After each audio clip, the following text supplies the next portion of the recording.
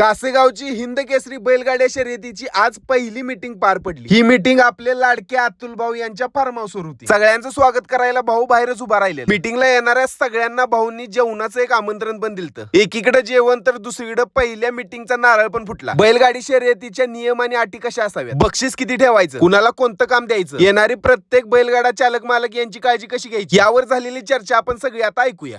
सगळ्यात प्रथम म्हणजे तुम्ही सगळेजण बोलवल्या सगळ्या इथे उपस्थित राहिला त्याबद्दल सगळ्यांचं एकदम म्हणजे मनापासून स्वागत आहे।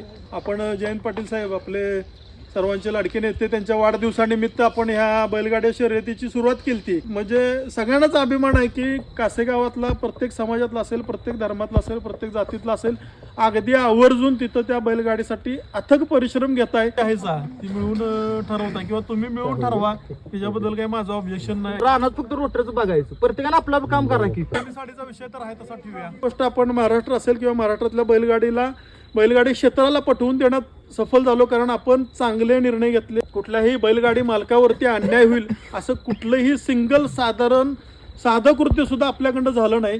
त्यामुळं आपले इथं जी काम करणारी जी मंडळी आहेत त्याबद्दल त्या लोकांचं सुद्धा अगदी मनापासून सगळ्यांचा आभार आहे। पण 5-10 पोरं लागती ती, त्या पोरांनी दंगा करायचा नाही, हुर्रे करीत पुढं चाबूक मारून कधी मारून जायचं नसतं। कासेगावला आज आपल्या हिंद केसरीचा मान मिळाला आहे। 3 वर्षापूर्वी ज्यावेळेला हे बैलगाडीचं मैदान सुरू केलं त्यावेळेला असं कधीच वाटलं नव्हतं की बाबा हे काहीतरी एवढ्या लेवलपर्यंत आपण जाऊन पोहोचल किंवा एवढं मोठं आपण आपल्या सगळ्यांच्या माध्यमातून एवढी सगळी गोष्ट घडेल।